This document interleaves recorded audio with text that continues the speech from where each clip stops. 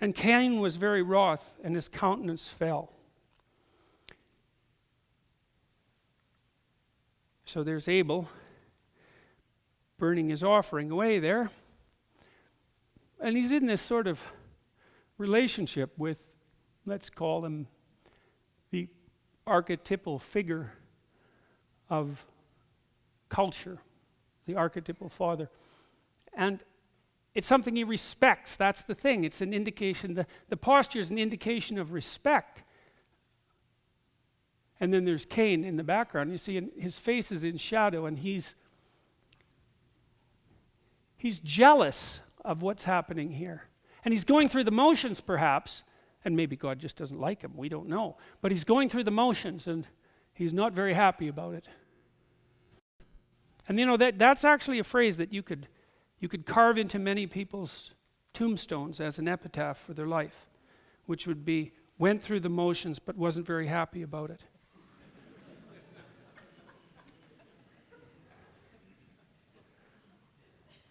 This is really an interesting one, I think. I mean, so I don't know what God's doing here exactly, but he's helping ignite the sacrificial flame. And that's kind of an interesting idea, I think, because, you know, let's say that you have an impulse to make a sacrifice. You think, well, I should change this about my life. Well, it's like, where does that come from, that impulse? It's just, well, it manifests itself out of nothing.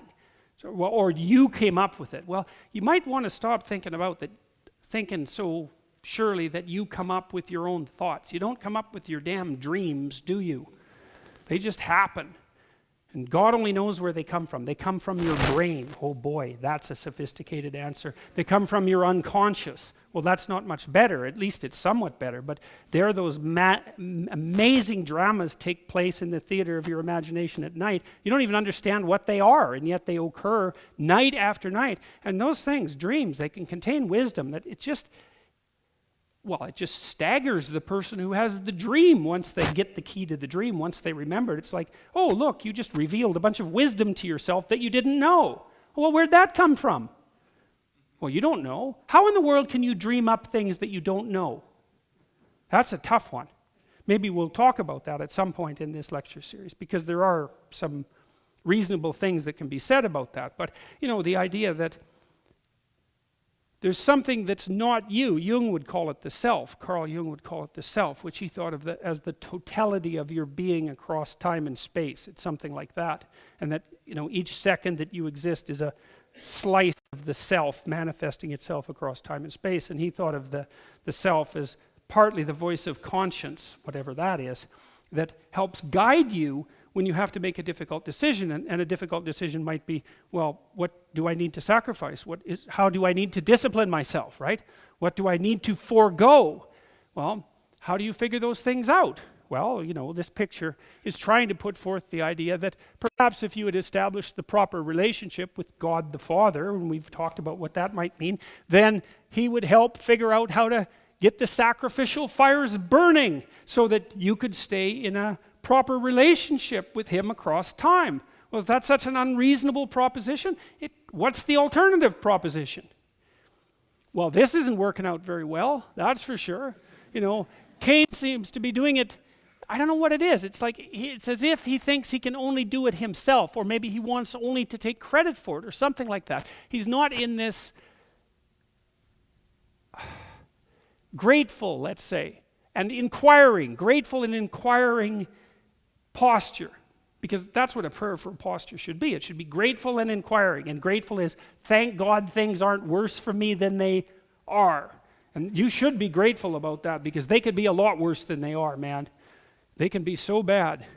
And inquiring would be, well, I don't really know how I could make it better, but I'm open to suggestions, man. If I can figure out how to do it, I'll try it. That's the humility and the inquiry. That's a humble inquiry. How could I make things better? It's something like that. And that's like, what sacrifices do I need to make in order to make things better? That's a good question to ask yourself. You could ask yourself that every morning. What sacrifice do I have to make things better? You can decide what constitutes better. How about that? then it's not even as if it's being imposed on you. Come up with your own notion of what constitutes better. Try to make it sophisticated. It should just be better for you, because that isn't going to work very well, right? You're just going to fall downstairs if you do that, because you have to live with other people. And besides, it's stupid anyways. What are you going to do? You can't even, there's nothing you can even say about that. It's so, that's the attitude of a very badly behaved, hyper-aggressive 2-year-old. And I mean that technically. And so you could ask yourself, well, how I have this day that lays itself out in front of me. What thing could I let go of that's impeding my progress, that if I let go of would make my life better, my family's life better, my culture's life better, my being better? And then that would give you something to do for the day, wouldn't it? And to justify your miserable life. Because you need that. That's the whole point of the first story of Adam and Eve. What do you have? A miserable life. Okay. What am I going to do about that? Well, if you just have a miserable life, you're just going to suffer stupidly and get bitter about it. That's what happens to Cain. It's like, well, how about not doing that? Because that seems to just take a bad deal and make it worse. How about making a sacrifice and seeing if you can please God and put being on track? God, that'd be something to do. What could be better than that? What could possibly be better than that? Well, that's why it's archetypal, man, because nothing's better than that. That's where it tops out. So when you can do that every day. You'd have to do it in a little way because, well, what good are you, You're not going to go and bring this socialist utopia into being in one fell swoop.